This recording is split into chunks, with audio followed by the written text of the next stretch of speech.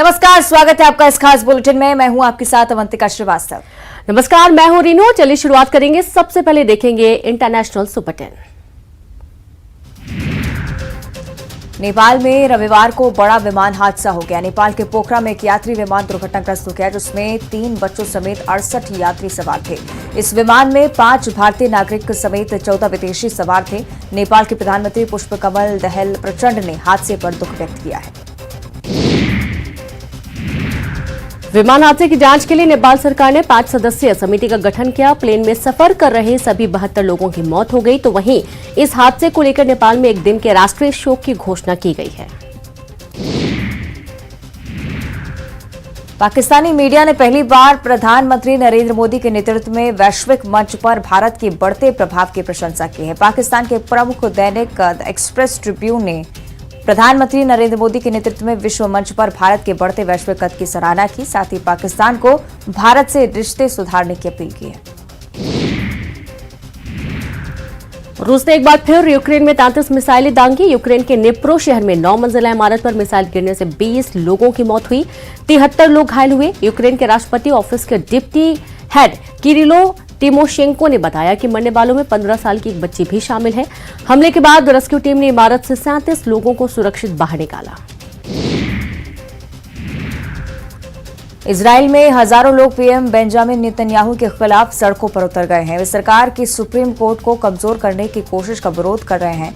दरअसल इजराइल सरकार ने सुप्रीम कोर्ट को लेकर एक प्रस्ताव जारी किया है और इस प्रस्ताव के पास होने पर इजराइल की संसद को सुप्रीम कोर्ट के फैसलों का पलटने का अधिकार मिल जाएगा। संसद में जिसके पास भी बहुमत होगी वो सुप्रीम कोर्ट के फैसले को पलट सकेगा। व्हाइट हाउस में हिंद प्रशांत मामलों के कोऑर्डिनेटर कर्ट कैंपबेल ने दुनिया में भारत के बढ़ते कद का जिक्र किया और कहा कि अमेरिका भारत को लेकर उत्साहित है। उन्होंने कहा कि हमें यह देखना होगा कि हम जो कुछ भी कर रहे हैं उसमें भारत बड़ी और जिम्मेदार भूमिका निभाएगा। एक रिपोर्ट के मुताबिक कैंपबेल ने भारत की भू रणनीतिक स्थिति और भू राजनीतिक महत्व पर जोर देते हुए कहा कि नई दिल्ली इस साल वॉशिंगटन की कूटनीति के फोकस में होगी।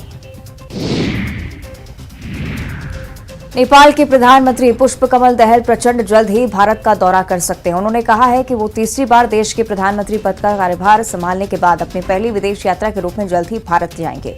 कम्युनिस्ट पार्टी ऑफ नेपाल के 68 वर्षीय नेता प्रचंड ने नेपाल के प्रधानमंत्री के रूप में पिछले साल 26 दिसंबर को शपथ ग्रहण की थी।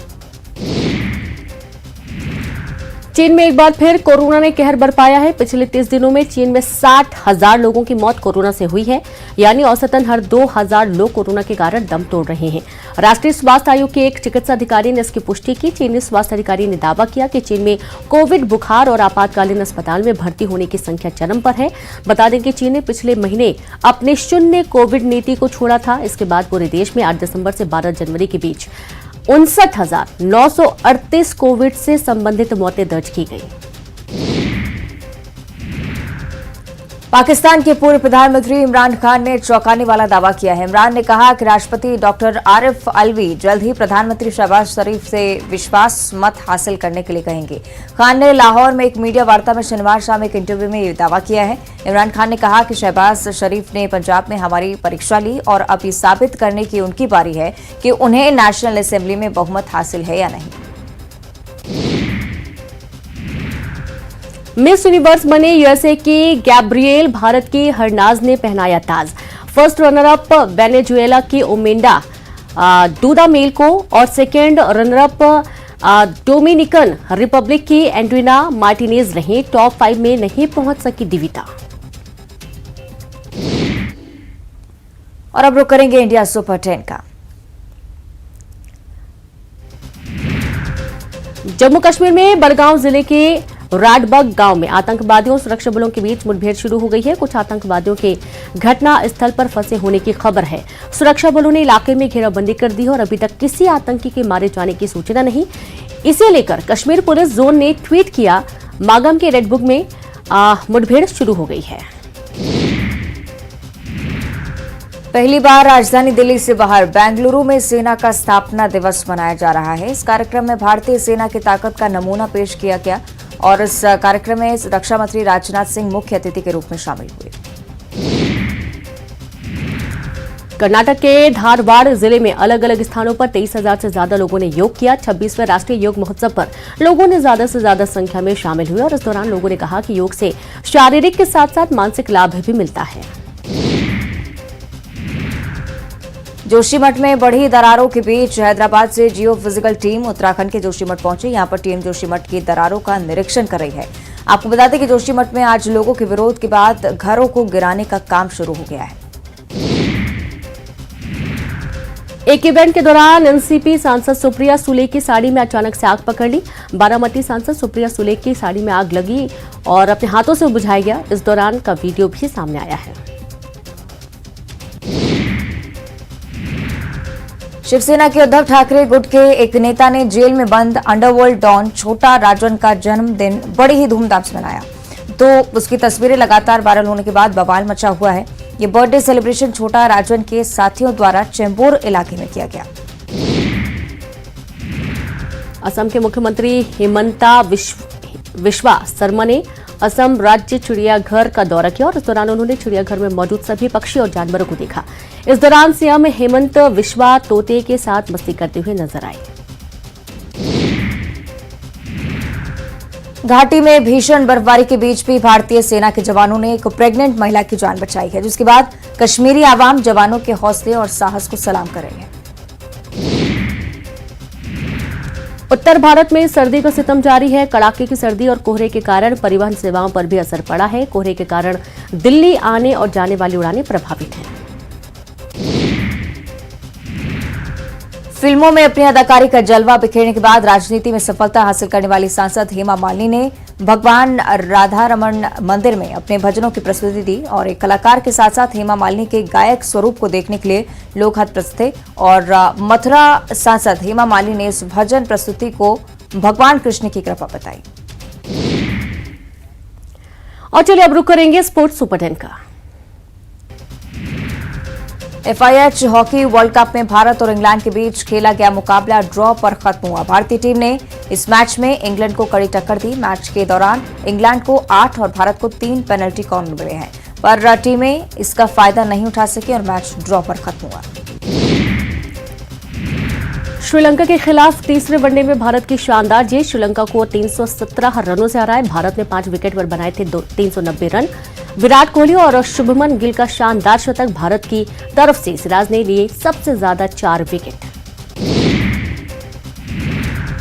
श्रीलंका के खिलाफ तीसरे वनडे में विराट कोहली ने खेली शतकीय पारी। 110 गेंदों पर बनाए नाबाद 166 रन। पारी में लगाए 13 चौके और 8 छक्के। किंग कोहली ने करियर का 46वां वनडे शतक लगाया।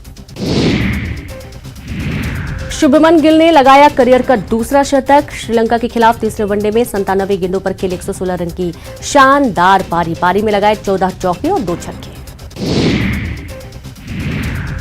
भारत के खिलाफ तीसरे वनडे मुकाबले के दौरान श्रीलंकाई टीम के 2 खिलाड़ी फील्डिंग के दौरान चौका बचाने के चक्कर में आपस में टकराए। श्रीलंका खिलाड़ी जेफरी वेडरसे और अश्विन बंडारा को लगी चोट। मैदान से स्ट्रेचर पर ले जाया गया बाहर। अंडर 19 वुमेन्स वर्ल्ड कप में टीम इंडिया ने शानदार शुरुआत करते हुए साउथ अफ्रीका को 7 विकेट से हराया। 167 रनों के टारगेट को भारतीय टीम ने 21 गेंद बाकी रहते किया हासिल। भारत की तरफ से श्वेता सेहरावत ने बनाए नाबाद 92 रन। कप्तान शेफाली वर्मा के बल्ले से निकले 45 रन। धर्मशाला में खेले जाएंगे महिला IPL के मैच। मुकाबलों के लिए फाइनल किए गए 10 शहरों में स्टेडियम का नाम। मार्च 2023 में शुरू होगी सीरीज। धर्मशाला स्टेडियम किंग्स 11 पंजाब का रह चुका है होम ग्राउंड। धोनी की जगह कप्तान बनने को बेताब थे विराट। पूर्व फील्डिंग कोच श्रीधर की किताब कोचिंग बियॉन्ड में खुलासा। कोहली से बोले थे शास्त्री, इंतजार करो। पूर्व खिलाड़ी आकाश चोपड़ा और सुरेश रैना ने लाइव शो में गाया गाना हंसी नहीं रोक पाए RP सिंह। सुरेश रैना और आकाश चोपड़ा का वीडियो सोशल मीडिया पर किया जा रहा काफी पसंद। भारत की टॉप रैंकिंग वाली जोड़ी सात्विक साईराज रंकीरेड्डी और चिराग शेट्टी की मलेशिया ओपन में हार। चिराग और सात्विक को सेमीफाइनल में मिली हार। 3 सेट तक चली सेमीफाइनल मुकाबले में चीन की लियांग किंग और वांग चांग से 2-1 से हारी भारत की जोड़ी। और अब देखिए बॉलीवुड सुपर 10। एक्टर शहनाज गिल का एक वीडियो सामने आया जिसमें वो पेपराजी पर भड़कती हुई नजर आ रही हैं। चर्चित वीडियो में शहनाज मीडिया से बात कर रही हैं। इस दौरान उनके आसपास काफी शोर होता है। मीडिया से जुड़े लोग शहनाज से सवाल पूछ रहे हैं। एक मीडिया पर्सन शहनाज से सवाल पूछ ही रहा होता है कि उतने में दूसरा व्यक्ति शहनाज का नाम लेकर उनसे सवाल करने की कोशिश करता है। इस कारण शहनाज नाराज हो जाती है और उस मीडिया पर्सन को चुप कराने को कहती है। बॉलीवुड एक्टर ऋतिक रोशन और उनकी एक्स वाइफ सुजैन खान को हाल ही में एक साथ स्पॉट किया गया है। दरअसल दोनों अपने बेटों रेहान और रिदान की एक परफॉर्मेंस देखने के लिए पहुंचे थे और उस दौरान सुजैन के बॉयफ्रेंड अरसलान गोनी और ऋतिक की गर्लफ्रेंड सबा आजाद ने भी इवेंट में शिरकत की। सुजैन खान की बहन फराह खान अली ने इस इवेंट की कई फोटोज भी शेयर की हैं। करीना कपूर की फिटनेस ट्रेनर अनुष्का ने हाल ही में उनका वर्कआउट वीडियो शेयर किया है जिसमें करीना दिलजीते दोसांझ के गाने पर जमकर पसीना बहाती हुई नजर आ रही है। वीडियो में करीना के आलीशान घर की झलक भी देखने को मिली। शेयर किए गए क्लिप में करीना ने ब्लैक टॉप, ग्रे पैंट और व्हाइट स्नीकर्स पहने हैं जिसमें बेहद फिट दिखाई दे रही हैं। सुपरस्टार शाहरुख खान की अपकमिंग फिल्म पठान के ट्रेलर को दुनिया की सबसे ऊंची इमारत बुर्ज खलीफा पर दिखाया गया। ये पल हिंदी सिनेमा और शाहरुख के सभी फैंस के लिए बेहद खास है। वहां पर शाहरुख ने अपना सिग्नेचर पोस्ट भी दिया और उस खास मौके पर शाहरुख खान भी वहां पर मौजूद रहे। इस दौरान शाहरुख मैचिंग जैकेट के साथ साथ ब्लैक कैजुअल्स में नजर आए। बिग बॉस 60 में सबके दुलारे अब्दुल रोजिक हाल ही में घर से बाहर हो गए हैं और इसी बीच उनके दुबई वाले घर का एक वीडियो सामने आया जिसे देखकर फैंस काफी खुश हुए। इस वीडियो में तजाकिस्तान के रहने वाले अब्दुल रोजिक का लैविश होम कार देखने को मिल रही है। अब्दुल के दुबई हाउस में बैठने की जगह के साथ एक सुंदर सीढ़ी है जहां मेहमान आराम कर सकते हैं। दुबई में अब्दुल रोजिक का घर काफी बड़ा है। वह इस ग्रैंड घर में रहते हैं और इसके अलावा उनके घर का एक वीडियो बिग बॉस 16 में दिखाया गया है। फिल्म सेल्फी का मोशन पोस्टर जारी कर दिया गया है। अक्षय कुमार और इमरान हाशमी ने अपनी अपकमिंग फिल्म का पोस्टर सोशल मीडिया पर शेयर किया है। लंबे समय से फैंस बड़े पर्दे पर दोनों की जोड़ी देखने के लिए काफी एक्साइटेड थे और ऐसे में जल्द ही उनका इंतजार खत्म होने वाला है। फिल्म के मोशन पोस्टर में इमरान और अक्षय एक दूसरे के आमने सामने नजर आ रहे हैं। सेलेब्स आए दिन सोशल मीडिया पर अपनी फोटो शेयर करते रहते हैं। हाल ही में देवुलीना ने अपने पेट डॉग एंजल भट्टाचार्टी की फोटो पोस्ट शेयर करते हुए खास अंदाज में बर्थडे विश किया और कार्तिक आर्यन ने पंजाब में चाय का लुत्फ उठाते नजर आए। तो वहीं श्रद्धा कपूर ने टीवी एक्ट्रेस जिंदल जुबैर के साथ फोटो पोस्ट की।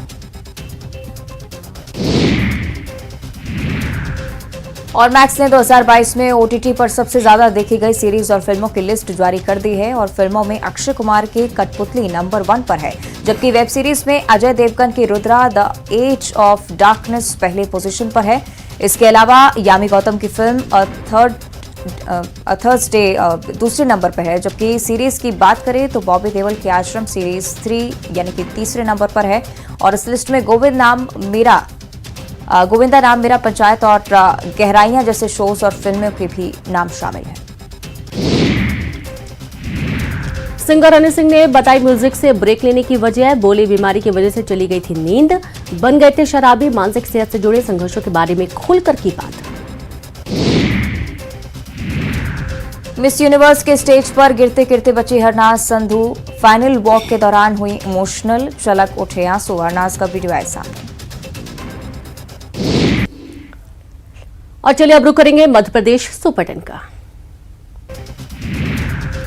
एमपी में चुनावी साल में शिवराज सरकार अपनी उपलब्धियां गिनाने की तैयारी में 1 फरवरी से शिवराज सरकार विकास यात्रा निकालेगी और सीएम यात्रा के जरिए जनता से सीधे संवाद करेंगे। जिले के प्रभारी मंत्री विकास यात्रा में शामिल होकर इसकी मॉनिटरिंग करेंगे।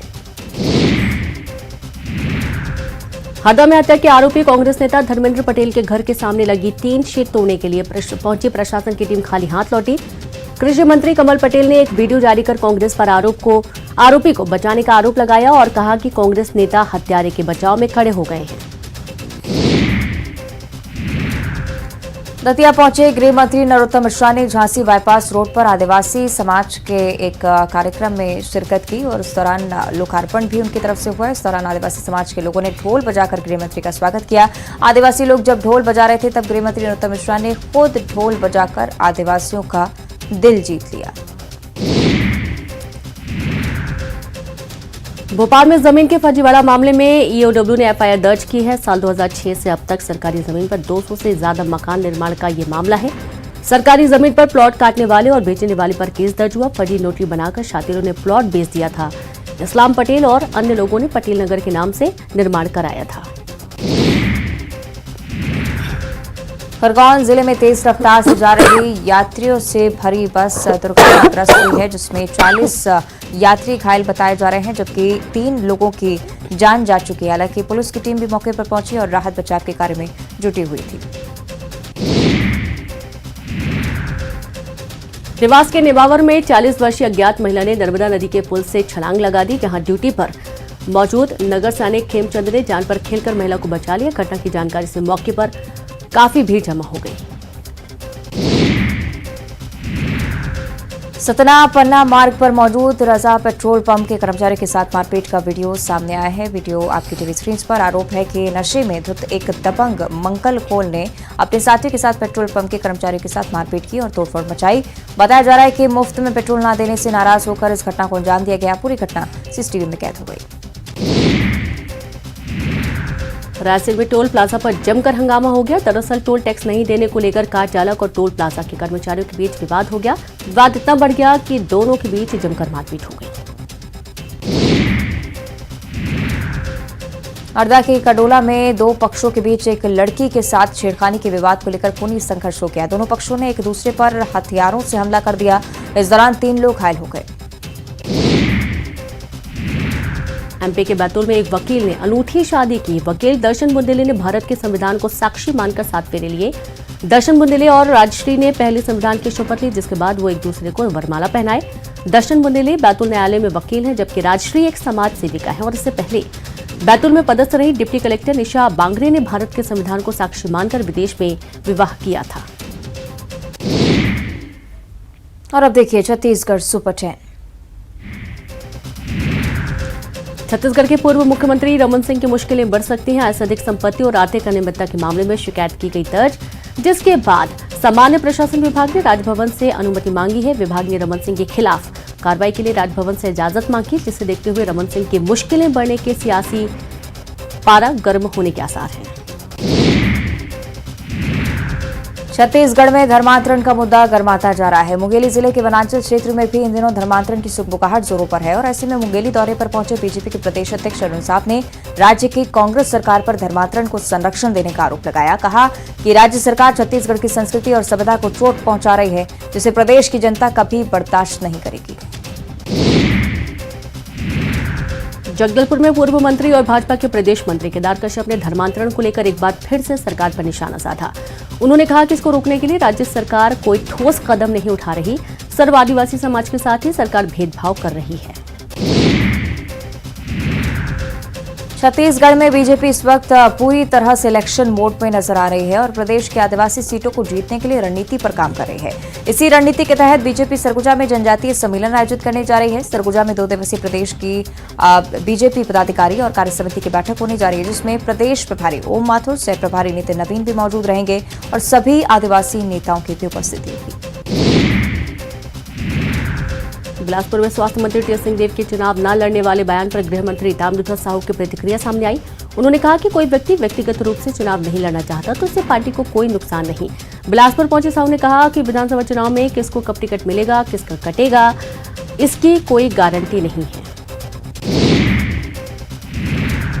केंद्रीय संसदीय समिति के सदस्य 2 दिवसीय दौरे पर रायपुर पहुंचे और इस दौरान केंद्रीय संसदीय समिति के दौरे पर आए सदस्यों के अध्यक्ष कीर्ति प्रेमजी भाई सोलंकी ने कहा कि समिति राज्य में SC/ST वर्ग की स्थिति को जांचने के लिए पहुंची। इस दौरान समिति SC/ST स्कूलों में जाकर वहां की शिक्षा की गुणवत्ता की जांच करेगी। साथ ही समिति SC/ST वर्ग के विकास को लेकर राज्य सरकार से भी मुलाकात करेगी। राजनांदगांव जिले के डोंगरगढ़ में ट्रेनें लेट चलने और रद्द करने के विरोध में कांग्रेस विधायक भुवनेश्वर बघेल ने प्रदर्शन किया। उसके बाद बड़ी संख्या में कांग्रेस कार्यकर्ता और स्थानीय लोग शामिल हुए। कांग्रेस कार्यकर्ताओं ने अपनी मांगों को लेकर रेल रोकने की कोशिश की, जिन्हें स्टेशन पर ही रोक दिया गया, जिसके बाद कांग्रेसियों ने अपनी मांगों को लेकर स्टेशन मास्टर को ज्ञापन सौंपा और मांगे पूरी नहीं होने पर उग्र आंदोलन की चेतावनी भी दी है। कवर्धा जिले की सड़कें अपनी बदहाली पर आंसू बहा रही हैं। निर्माण के कई साल बाद भी ना तो रिपेयरिंग का काम किया जा रहा है, ना ही निर्माण की दिशा में कोई कार्य किया जा रहा है, जिसे लेकर ग्रामीणों में नाराजगी है। बारिश के बाद सड़क चलने लायक नहीं बचती है और किसान गन्ना भरकर ट्रैक्टर ले जा रहे हैं, जिससे चलते सड़क पर चलने वालों की सांसें अटक जाती हैं। पंडरिया ब्लॉक के अमली मालगी के कुआं मालगी तक की ये सड़क अत्यंत जर्जर है, जिससे निर्माण की मांग की जा रही है। कवर्धा जिले के नक्सल प्रभावित थाना क्षेत्र रेंगाखार में सर्व सुविधा युक्त नए थाना भवन का निर्माण किया गया, जिसका लोकार्पण प्रदेश के वन एवं परिवहन मंत्री मोहम्मद अकबर ने किया। नवनिर्मित फोर्टिफाइड थाना भवन में पुलिस की जरूरत के मुताबिक तमाम आधुनिक सुविधाएं उपलब्ध कराई गई। करीब 2 करोड़ की लागत से इस थाना भवन का निर्माण किया गया। बालोद में लोगों को अनोखे तरीके से यातायात नियमों का पालन कराने की सीख दी जा रही है। बिना हेलमेट चलने वालों को हेलमेट पहनकर बाइक चलाने की समझाइश दी जा रही है और इसी कड़ी में ग्रीन कमांडो यमराज बनकर लोगों को यातायात नियमों का पालन करना सिखा रहे हैं। ग्रीन कमांडो वीरेंद्र सिंह पर्यावरण संरक्षण, वन्य प्राणियों की सुरक्षा के अलावा अलग अलग अंदाज में लोगों को जागरूक करने का प्रयास करते रहते हैं। और चलिए अब रुक करेंगे क्राइम सुपर 10 का। भिंड में चुनावी रंजिश में फायरिंग हुई है। पूर्व सरपंच और सरपंच की समर्थकों के बीच गोलीबारी में 3 लोगों की मौत हो गई। मौत के बाद गुस्साए परिजनों ने अस्पताल में तोड़फोड़ की। 6 थानों का पुलिस बल मौके पर मौजूद रहा। टीकमगढ़ में गला रेतकर किसान की हत्या कर दी गई। किसान का शव खेत में पड़ा मिला। पुलिस मौके पर पहुंची और मामले की जांच में जुट गई है।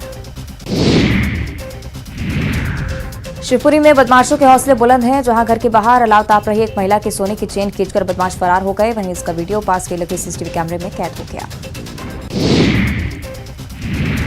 ग्वालियर के घोसीपुरा में पूर्व पार्षद प्रतिनिधि और पड़ोसी के बीच मारपीट का मामला सामने आया, जहां मामूली विवाद में दोनों के बीच जमकर लाठी डंडे चले। बताया जा रहा है कि दोनों के बीच चुनावी रंजिश को लेकर मारपीट होती रहती है। सीधी के पटेरा गांव में पुरानी रंजिश की वजह से मारपीट का मामला सामने आया है, जहां एक पक्ष ने दूसरे पक्ष पर लाठी डंडों से हमला कर दिया। दोनों पक्ष के बीच मारपीट का वीडियो तेजी से वायरल हो रहा है। कोरबा के सिटी कोतवाली थाना क्षेत्र में 2 ठगों ने गहने चमकाने के नाम पर महिला से 1.5 तोला सोने की चेन की ठगी की और फरार हो गए। फिलहाल पुलिस ठगों की तलाश में जुटी है। भिलाई सेक्टर 6 के एक निजी क्लिनिक में एक युवती ने फांसी लगाकर सुसाइड कर ली। देर रात क्लिनिक में काम करने वाली युवती का शव क्लिनिक के ऊपर के कमरे में पंखे पर झूलता मिला है। मृतका की बड़ी बहन भी उसी क्लिनिक में ही अटेंडेंट है। भोपाल में जमीन के फर्जीवाड़े को लेकर ईओडब्ल्यू ने एफआईआर दर्ज की है। जानकारी के अनुसार 2006 से अब तक सरकारी जमीन पर 200 से ज्यादा मकान बना दिए गए। सरकारी जमीन पर प्लॉट काटने वाले और बेचने वालों पर एफआईआर दर्ज हो चुकी है। ग्वालियर के हरिशंकरपुरम में चोरी की नियत से एक घर में घुसी 3 महिलाएं रंगे हाथों पकड़ी गईं। पड़ोसियों की मदद से मकान मालिक ने तीनों महिलाओं को रंगे हाथों पकड़ लिया, जिसके बाद तीनों को पुलिस के हवाले कर दिया गया। और इसी के साथ सुपर 10 में इतना ही। नमस्कार।